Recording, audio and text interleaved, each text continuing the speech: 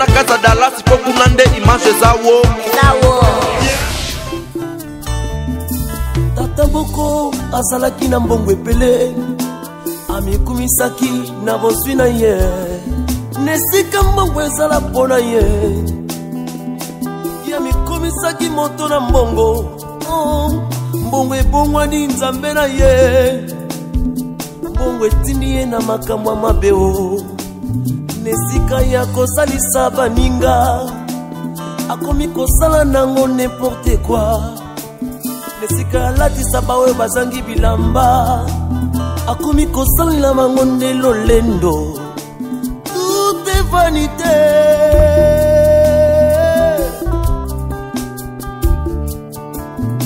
lofuno pambe lolendo pamba lofuno pambe lolendo pamba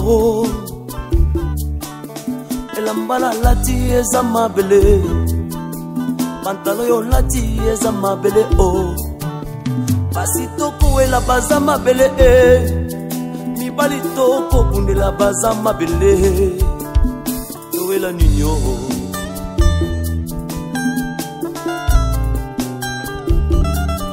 ngai nawela ninyo na mokila bato ya nzawe ninyo mama na mokila bato ya nzambe mituka tozosombe bandako tokotongama basi tokowele bilamba tokobundela mbongo tokowele lokumu tokowela ngo olo nawela nini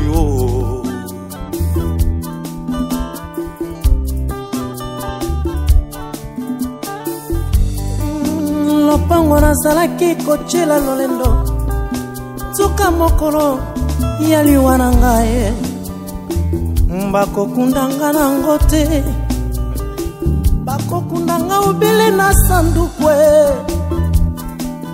lolendo nini ye ngai nasala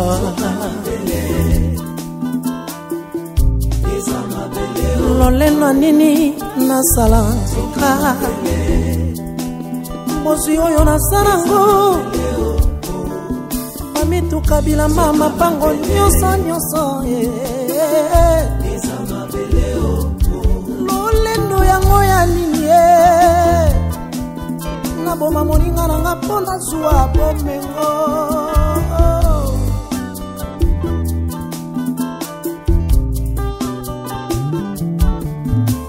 lofuno pamba lolendo pamba nawela nini lofuno pamba lolendo pamba nawela nini lofuno pambe lolendo pamba lofuno pambe lolendo pamba nakosala eza mabele lokumu nakoluka eza mabele size tokowela eza mabele nyonso tokosala eza mabele nawela nini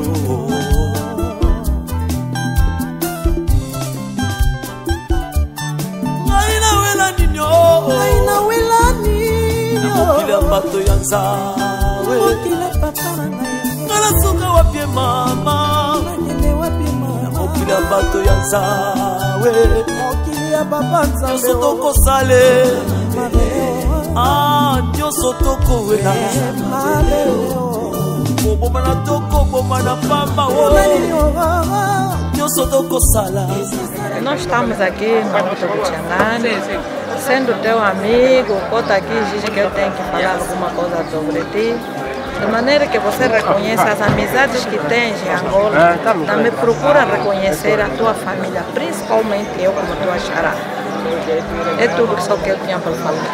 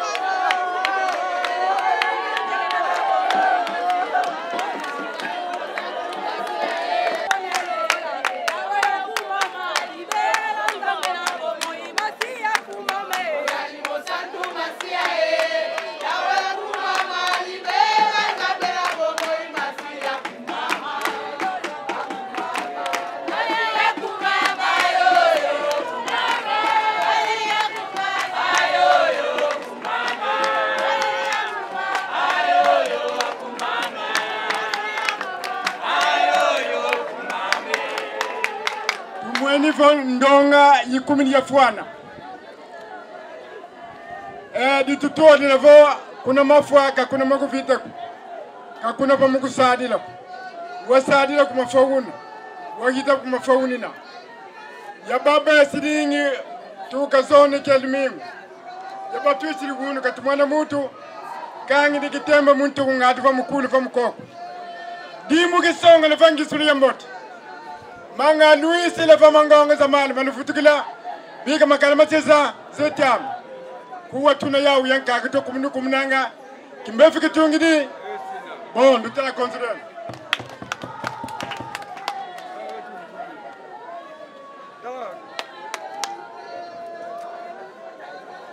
Nzevo tutondele muna wakutu yalila kiandu kimoyo kadi unu di kalanga konsufulu kina diamu di enkongo di kaladi kies di kaladi kiad Nzevo eku ikime kitetiki kivitanga muna kutu yalila kiandu kimoyo tutondele kadi ukutu kuvanga woko nge mama tuisiri kizatu zaya mau awambutevo Toma uwai, toma samuna.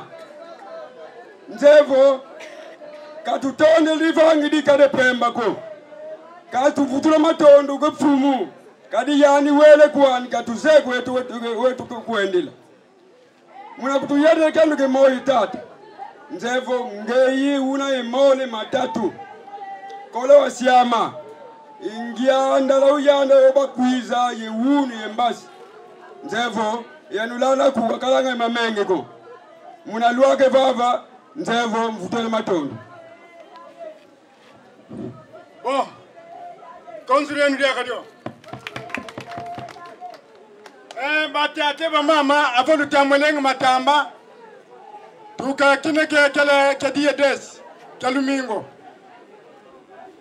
mamu manufolo papa Jose Sengani papa Jose Sengani Muna diya sesi avodi oito wabakidi malaria pala disbentenso Muna wayela kuna nurse mukusalsa nurse Muna musituka dos pro campo wasumini medicamento wayantikini menua wasa recuperar kaji mutangu tukuminingu mudia des yima zoni kalimingo Sentiment de monagana d'attention.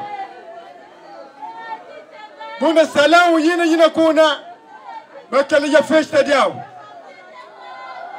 Misikimina mabudu dingi buna yani nesikumvanga pasi. Boka na mama va madame. Ngadu modu tole vana sala. Batu kili bezir vasala yipirari kaka. Bakatu kili bele kuna kuzini. Bele kuna kuzinya parce que ben zingi gak yani fo bu fuene motivo wo bo kele motoriste ton ko hôpital mama ko tan muna suku buni yani bu ka togri bambasi ale wo say baka crise yene buni chauffeur baka di wisidi ba setu ko mo ko hôpital kamu tang ba setu ko hôpital be do ko hôpital de tore yani fo mutu lusidi yani ga kede de ko moyi ne tumbu mosika ka baka di yoko ko Unchile kwa niga yamani sila moyo. Ale, nitu yikota kuna kaza mortuar. Sangu zifutu kurikunzo. Sede mwana yang kwa kanda. Batamu na misasi wane basi kuma kufinga kiki. Kabu beliwega kuku. Matelefone makangala. Vonu kuanda mvima. Munu mafamili. Vonu betu kuku katuradia kamoto. Jose Sengani kasiridia kamoyo. Ituku tusilidini. Bozulumuwe ni masinala mo makunu. Wakati dia kadi ambu dikonda nituka ifetizi Amazon kintan kabu kinina fo Sengani wasolen zilani yadi bundu ba pasteur fo mafoma fetizi masika saba ilumu gawun betu tutakala kuku mamu tutasong tusongele fo wakati mutu unu si kanga mfumi fo yanmene mfumi kakasumbila kesi kakifangile madapasi makoya nzani mahuti kamalele kui bindi bima tujaminanga longa dina yetu kono longa dina difuidi kumza zingi kutusimbani kinzi kama temata ndudinzwa ka umoni soniku konsikina wisiri gawu ndatura na long bon dia mudia kadi monega ngidina fo batate ba mama be tu siringi kuma fa bengi bosutang madazor tan ma famangan baba vuri ma famu kende benina kuna ngehi ya tikini kindu ba mutam na tangu hile mamba famulenga fo ndawene ngadia ko honda mudia ko basak be potus konwan buna ngesosa la kindu kawulene da ko wana mvutuku kawulene ko wana mvutuku betu ba bututel ba fulukiki wunu lumo gatsuka tata jose sengani wunu lumo gatsuka kituta ko mona mana serkay saya yituta saya betu yani daga yiga saya leng nde yituta di betu yani daga yiga ding ngehi wasa sosa madazord budam tumwani fo muna tangu yene ngani kala yatsuka makala le fo ndonga makala ba fulukiki kabu tutel batate ba mama bambuta mabasa munafo wazika zowo golege kilukazi zowa kakazika ngumvumi mvumi nkongangu uzika mvumi nkongangu uzika betu tuka kina kekele tsengani donc munampas ikini gilumo basonga ngolu munukunwana kasi betu katulenda nzami usasuna nani kongolu lendir soka jaga kindu munumuka gunu kamero kuna bafi wunu toki sama vanga ba fulukiki mavanga nong sama kunlanda mavanga mafili kunlanda wakala nduma wakala toko wakala ngamusi family wunu lumagatuk mudiamo in kemon tatu mekalanga mna mutu kemu wote tu walubutuku wazolo mariazi watatu in kemu golfa iwa utukutu na makana jininga bengi beni ba fulukiki changani kabazeko benu dia kabachangani kalunzeko mudiamuneki inkemu kalanga kende za zingi kizikalanga muni itukutuku itilanga bunga nga wichi ya kinu ngana ni wuna batati ba mama tuze hivyo pastir sika fokola salkiani kini ke gatombele mwana ntirani ye ya mama tata nzanga makelele ngufuri tulo do desordre wakala fa furi kituniagen wakala kuna cimetière wani wosu tuku tuma vanga fa albelu kinu ngagesos Pedro kinu ngale sala kuna donc kuna bafik nze hivyo kuna nzutu kanga afa kuna nzule kanga donc kwende koko bon diamu idu kumene zoti diadi tata umusi wakala Cazador yani kajelenga kwenda pibi kufutuka piba kaka widiringi batu kama lumukega zone bunu watuka 20 ora katuka wele mukonda bukayele mukonda wele gwana donki peresa torsi katala torsi bu kosuta kuisi kazi nkele ugasuka wose nkravar bunu kosi waiza honda Cazador hudu bubu Cazador buka honda buiri yankele munanzini memu nima na kosi wala suwa muna fudu batu batuka kuna kata batakusanga mukosa sandi Cazador wafwe me yani Cazador wafwa yundumba wisiri munanzini bukayisa wengi batu wisa sandi ngi Cazador Pedro na yo Pedro wugu kaka makutu kan ndumba buka widi buna wasa katulu makutu Cazador ndiri maw wawuna kosi buka tuko sa tala yadi bo angen numbe aboy mutu wo eske mutu wanani honde ngaze mo ngoni ndem nani diri makutu ndumba fo yaay buka kele makutu no munu ngaponde mutu kasi makutu ko kele mamde kele makutu kaba to bayisa sandingi Cazador wugu mukosa wosingi bele bananwa go Pedro ko wa makutu ko tutangu kutuko piba kafutuka piba buna mutu wafwa pila mosi ya be tutuji va fulukiki batu kweli mvumi testamana va mutu hunu fadi tuki za kinu mbavu wakati nani lenda tuki za kinu wakale kifulukiki tuniagen wakale kuna cimetière tubweni hunu tuki za kinu yani mosi kinu yiji doge fati kunlanga kinu fati kunlanga yidi au batu vene nga tango vo una nob na desor mafuzi makati kwa fulukiki ya kwende kuna donc kuna benfik ibini fo betu katoro dia kay mamugo man to fudi wote to ali ko fo batu tele fo ngwa fulu wo mwene wanasul Kamatanga kumutu wultudi.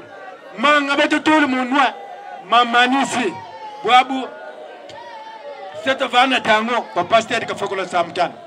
Et só antes do enterro, nous voulons également dire quelques mots de méditation. queremos falar algumas palavras de meditação. Nous avons dit que le frère José Tchangagne, c'est un chrétien croyant du message du temps de la fin. Nós dizemos, irmão José Tchangani é crente da mensagem do último tempo. Nous devons le plairer en tant que chrétien Devemos chorar-o sendo cristão et l'honorer jusqu'à l'amener à sa dernière demeure. e dar-lhe honra até o levar à sua última morada. Le prophète Abraham nous a dit, c'est ça la dernière chose qu'on doit faire pour une personne sur la terre. E o profeta Abraão disse é a última coisa que deve se fazer para uma pessoa na terra. Nous lisons dans Jean chapitre 5, Vamos ler no livro de João, capítulo 5, verset 25 no jusqu'au seu verset verso 29. 25 até 29. En vérité, je vous le dis, Em verdade vos digo, l'heure vient et elle est déjà venue, hora vem e já veio. où les morts entendront la voix du Fils de Dieu, Os mortos ouvirão a voz do Filho de Deus, et ceux qui l'auront entendu vivront. e os que o terão ouvido viverão. Car comme le Père a la vie en lui-même, Porque como o Pai nele mesmo tem a vida, ainsi il a donné au Fils d'avoir la vie en lui-même. o mesmo deu ao Filho ter a vida nele mesmo. Et il lui a donné le pouvoir de juger, E o deu o poder de julgar. parce qu'il est Fils de l'homme. Ele é Filho do homem. Ne vous étonnez pas de cela, Não admirai disso, car l'heure vient où tous ceux qui sont dans le sépulcre porque vem hora que todos os que estão nos sepulcros entendront sa voix et en sortiront. ouvirão a sua voz e sairão. Ceux qui auront fait le bien Os que terão feito o bem ressusciteront pour la vie, irão ressuscitar para a vida, mais ceux qui auront fait le mal mas os que terão feito o mal ressusciteront pour le jugement. vão ressuscitar para o julgamento. Voilà pourquoi nous avons parlé sur la réflexion. E assim, vamos falar sobre a reflexão. Nous avons parlé de ça la nuit Ou falamos disso à noite. et nous vous avons fait voir E nós vos fizemos ver que cette parole, nous ne la prêchons pas à celui qui est déjà mort, le frère José, que esta palavra não estamos pregar naquele que está morto, o irmão José. parce qu'il ne nous écoute pas en ce moment. Nesse momento, ele não está nos ouvir. Mais nous la prêchons à ceux qui sont vivants. Mas pregamos esta palavra aos que estão vivos. Vous qui êtes ici maintenant, Vós que estão aqui agora. nous sommes venus ici, Viemos aqui, comme le prophète le disait, como dizia o profeta, juste en tant qu'assemblée, só a juntar-se.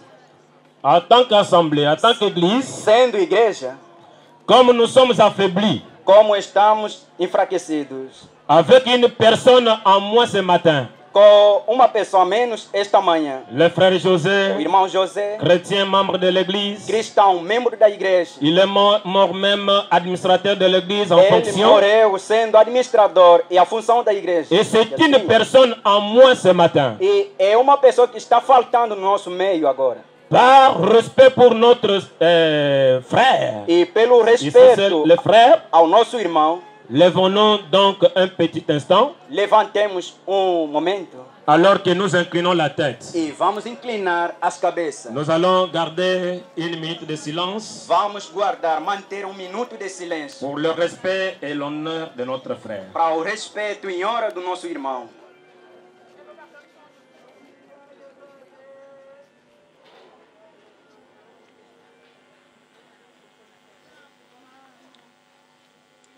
Amen. Amém. Vous pouvez vous asseoir. Podem assentar-se. Le prophète prie quelque chose. Profeta, Dit, toma uma coisa. Disse, Dieu de la vie, Deus na vida, Dieu de la vie, oh, Deus da vida, qui donne et qui ôte la vie. que dá e tira a vida. Comme Job d'autrefois l'a dit, Como Jó outra vez disse, l'Éternel a donné o Senhor deu, et l'Éternel a ôté. o Senhor tomou. Que le nom de l'Éternel soit béni. O nome do Senhor seja abençoado. Il y a quelques années, Há alguns anos, tu as envoyé les frères parmi nous enviaste o irmão no nosso meio pour être concitoyens avec nous de la grande communauté de Dieu. Para ser considerado conosco na grande comunidade de Deus. Et nous te remercions pour chaque inspiration qu'il a été pour nous. E agradecemos-te por cada inspiração que ele foi para nós. Comme il aimait chanter et témoigner. Como ele gostava de cantar e testemunhar. Et il était tellement rempli de l'esprit qu'il se mettait à pousser de cris et à jubiler. E que enquanto que ele estava cheio do Espírito e que ele jubilava. Et il n'avait pas honte de l'évangile. E ele não tinha vergonha do evangelho. L'évangile de Jésus-Christ. O evangelho de Jesus Cristo. Car c'était la puissance de Dieu pour son salut. Porque era o poder de Deus para a sua salvação. On a vu ces années s'accumuler. Vimos seus anos acumulando-se. Et le moment vient où nous devons tous répondre à l'appel de nous. E assim o tiraste do nosso meio. Ce matin, esta manhã, pour être dans ta présence. Para estar na tua presença. Car assurément, porque com certeza, quand nous partons d'ici, quando saímos daqui, nous sommes dans la présence de Dieu. Estamos na presença de Deus. Oh Dieu, oh Deus. Todos aqueles. D'après ce que nous avons compris, ao que nós entendemos, il commence à prier pour la famille. Ele começa a orar para a família. Ele disse: puissions-nous, Seigneur, que possamos, Senhor, resserrer maintenant l'armure et la ceinture. Amarrar o cinto e a armadura. Combat maintenant. E agora ir ao combate. Livrer bataille avec une personne de moins. Ter o combate menos de nós. Une personne de moins qu'il y a une semaine. Com menos uma pessoa no nosso meio. Nous te prions de nous soutenir. E estamos orando que nos sustente. Et de nous fortifier. E fortifique-nos. Et de nous venir en aide. E venha a nossa ajuda. Alors que nous continuons d'avancer. E enquanto que nós continuamos a avançar. Un jour. Dia. Puissions-nous tous nous rassembler. Que todos possamos nos ajuntar. De nouveau de l'autre côté. Mais uma vez outro lado. Car nous le demandons au nom de Jésus. Porque o pedimos em nome de Jesus. Et c'est la prière du prophète. É a oração do profeta. Ele disse que l'âme du défunt repose en paix. Que a alma do falecido descanse em paz. Oh, kobotama ezalaka esengo. Kasi mokolo totikaka mokili mpona kozonga na maboko na tata ezalaka mituna mpe tozwaka biyano te. Liwa ekipaka kozwa moto te ezwaka mokonzi nyonso. Ata ozalaki na bambongo ozalaki na bamoyen, soki liwa eye ekoki mpe titre na yo te. Wana ezali mokano na Nzambe. Liwa ezali liwa te, tokomonana lisusu elongo na Yesu. Komonana esili te, liwa ezali liwa te, tokomonana lisusu elongo na Yesu. Mama nanga Hélène Jikola paka mama tokomona na lisusu. Liwa ezali nango liwa te, na mokolo na suka tokomonana. Papa nanga Nathalie Sikimbuni tokomona na lisusu papa. Mokanda na Nzambe elobi te, liwa ezali liwa te, tokomona na lisusu elongo na Yesu. Mokanda na Nzambe elobi te, liwa ezali liwa te, tokomona na lisusu elongo na Yesu. Papa nanga lwaka mbungu tokomona na lisusu na mokolo na suka. Papa bukulu tokomona na lisusu na mokolo na suka, lokola ndenge Biblia elobi na biso. Mabende koboya Yesu, mabende ezali lisumu, na mokolo ya suka tokosamba nesambiselo. Mabende koboya Yesu, mabende ezali lisumu, na mokolo Yesu katoko samba nesambise yo komona na Yesu kite Président Charles Mombaya tokomona na papa na ngai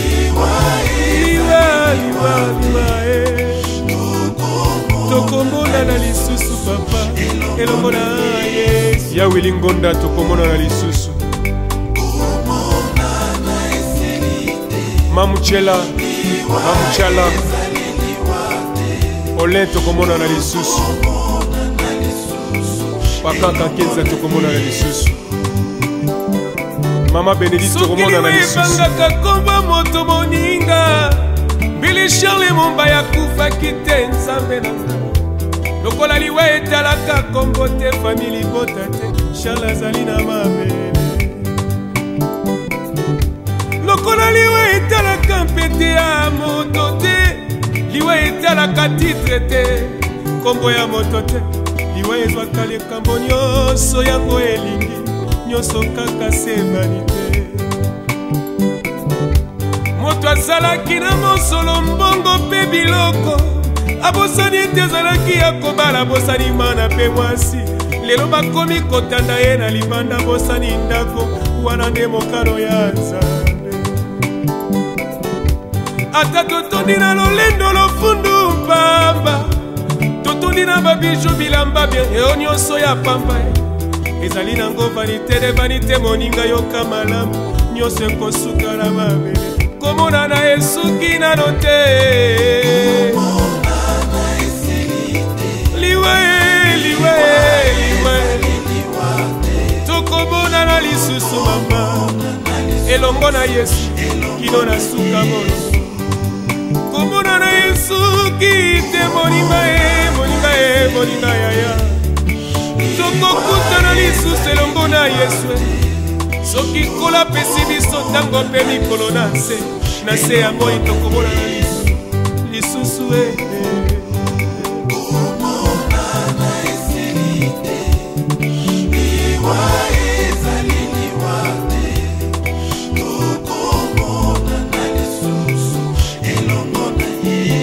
Malonda tutulu pai tokomona na lisusu soki natali moninga tolinganaka malamu noko Joel akomi tokomona na kotika biso lisusu pasi na motema mama nanga kenda papa nanga kenda pasi fami ekomase na kolela lelaka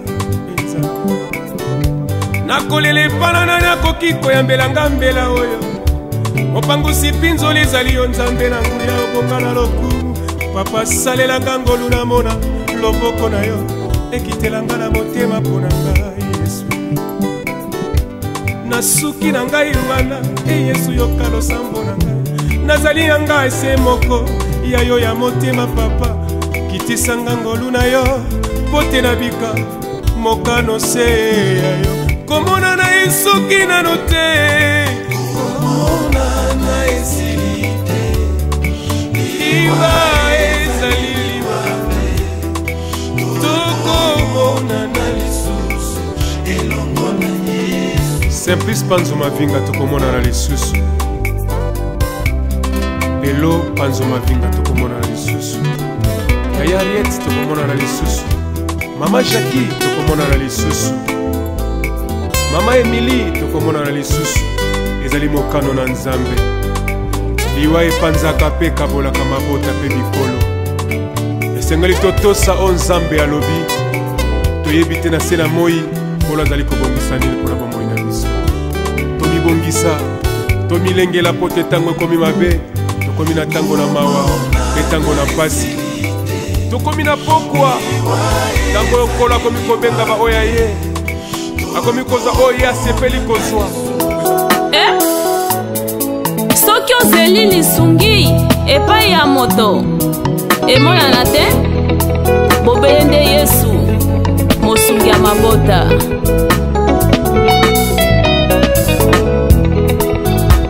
mawe etondi ngai na motema ye mpo nazangi moto akosalisa ngai motema etondi ngai badulere mpo nazangi moto akosunga ngai baninga na bandeko na bango ngai nakangami ngai moko na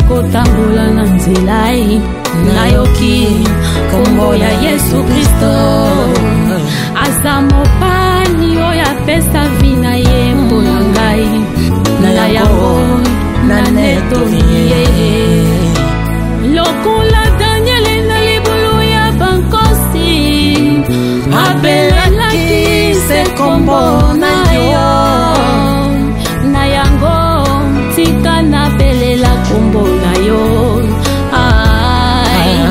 Jova Shammai na yango tika nabelela kombo na yo Jova Nisi lokola David liboso ya Goliate oy atalelaki se kombo na yo na yango ngape nataleli kombo na yo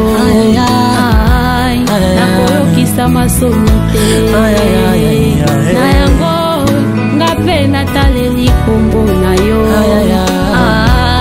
nakoyokisa masoni te lokola mokakatani ya Betesda atalelaki se kombo na yo atazangaki moto akobwaka ye na mai ye atalelaki se kombo na yo soki maladi mosala mpe kozanga bana ye esengeli yotalela Yesu aza monganga mpe solution baprobleme na yo elikya na Yesu okoyokisa masoni te esika na milelalela kolo na tomboli yo esika na milela. Boa tarde a todo mundo, a todo telespectador aqui com essa insiste Clementina Diangui, de novo na casa dela se Protiv. Sou uma apresentadora de outro canal, mas é para fazer em 2 partes. Estou na casa dela se Protiv, vivemos partilhar infelicidade de temos como irmão, pai, tio. Bem dizer, ele é todo para nós, foi todo para nós. Então ele acabou de falecer no dia 10. Hoje, dia 16, é o dia do funeral dele, o dia que ele está aqui no mundo, que nós nunca mais vamos lhe ver, é hoje. Então, casa da Cipro TV, nós vemos aqui partilhar dor. Nós não partilhamos só a felicidade, partilhamos também a infelicidade que nós sentimos, o doroso, o choque que a pessoa sente. Estamos aqui a partilhar. Dá-me uma força. Casa da Lace Pro TV está aqui sempre atrás de muitas coisas. Então, vocês que gostam de assistir o nosso canal, que gostam de seguir o nosso canal Casa da Lace Pro TV, então vocês também estão aí para apoiar com esse tipo de coisa. E vocês todos estão a ver da maneira que o nosso irmão está aí, o último dia dele em vida, ele já não vamos lhe ver mais, ele só ficou nas fotografias, ficou enorme que tínhamos. Presente para ele já não existe, só para hoje também não existe. Hoje ele já não tem vida, ele está indo para a segunda casa dele, outro mundo, está indo para outro mundo que Deus lhe chamou. Seu nome, vamos chamar, é isso que está acontecendo. Então, seja onde você está, que o nosso irmão José Changani acabou de nos deixar. É tão pena realmente. Tão pena. Dá força na família dele. Quem você lhe conhece que é da família, lhe dá mais força. Mana Ana, tenha força. Eu sei que está muito dor. Exaibo Pongo, sei. É como posso falar, com cunhado, né? Ele é com cunhado. Eu sei que tens muita dor. Dá mais força na mamãe onde está. Mana Ana está a chorar bastante. Lhe vi no vídeo, estava a chorar bastante. Estava a chorar o irmão dele. Então, já estamos no fim. Estamos realmente no fim. Espero que vocês rezem esse tipo de coisa nem para acontecer, que nós queremos morrer com 120 anos, com essa idade não, ainda é jovem, acabou de falecer, pá, sabe andar, controla o seu caminho, porque amanhã ninguém sabe, talvez eu, talvez você, controla o seu caminho, que Deus abençoe vocês. Abençoa vocês mesmo. E muito obrigado. Vamos ver pela próxima. Mana Ana. muita força. Vi você como estava a chorar, muita força, minha mãe, muita força. Isaí Bopongo, dá na mamãe apoio, lhe dá realmente apoio, por favor. Boa tarde, papai. Sim, boa tarde, sim. Papai pode se apresentar e nos falar quem é vocês, na pessoa que acabou de falecer? Chamo-me Júlio Mateus do Cano, sou irmão do José Changani, o falecido. Sou irmão mais velho. Nós estamos sentidos por isso. Nós estamos aqui a sala no cemitério, acompanharmos aqui o enterro dele. Toda a família está aqui enlutada, a chorar. Estamos aqui. Foi uma morte prematura. Estamos aqui aguentando até enterrarmos. Okay. Então, papai, pode nos dar o conselho daquelas pessoas que acabam de ficar? Que todos nós nos revemos aqui aos nossos antequeridos, que deixamos de ter intrigas nas famílias, evitarmos problemas nas famílias. Afinal de contas, todos nós somos visitantes inquilinos desta terra. Porque, na verdade, quem tenta confundir a vida tem que visitar pelo menos uma campa ou passar o dia ao cemitério. Poderia haver uma realidade diferente da vida dele. Não posso dizer, né? O papai tem uma boa lembrança que o nosso papai José Changani acabou de deixar.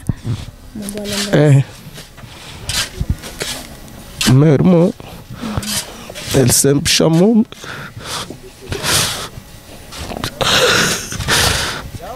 Ele sempre me dizia, você é neto. Então o papai está muito em choque, a casa dela se protegeu, o papai nem vai conseguir falar, mas está muito em choque, a chorar, é muito doloroso. Papai, muito obrigada. Obrigada mesmo. Tataboko asalaki na mbongo epele amikumisaki na boswi na ye nesika mbongo ezala mpo na ye yamikumisaki moto na mbongo mbongo ebongwani nzambe na ye mbongo etindi ye na makambo ya mabe nesika ya kosalisa baninga akomi kosala nango n'importe quoi nesika alatisa baoyo bazangi bilamba akomi kosalela bango nde lolendo. Tout est vanité.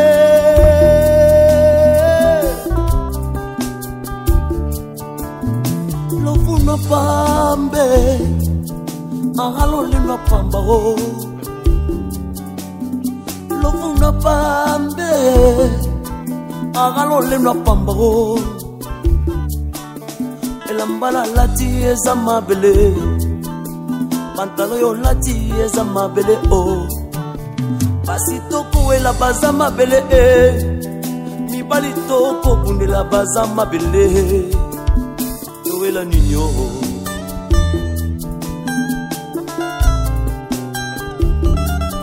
ngaina wela ninyo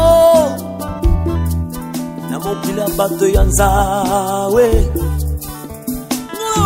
yo mama na mokila bato ya nzambe mituka tozo sombe bandako tokotongama basi tokowele bilamba tokobundela o mbongo tokowele lokumu tokowelango olo nawela nini o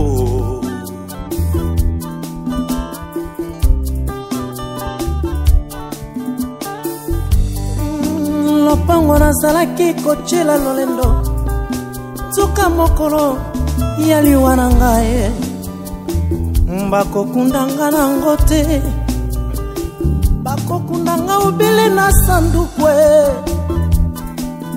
lolendo anini ye ngai nasala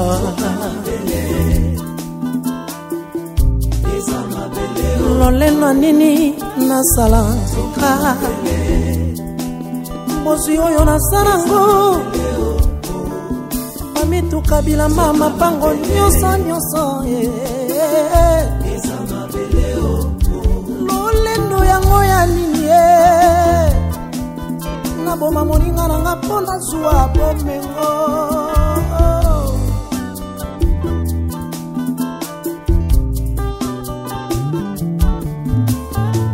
loleno pamba loleno pamba loleno pamba nawela nini oho lofuna pamba loleno pamba nawela nini oho lofuna pambe loleno pamba oh lofuna pambe loleno pamba oh nakosala eza mabele lokumu nakoluka eza mabele size tokowela eza mabele nyonso tokosala eza mabele o nawela nini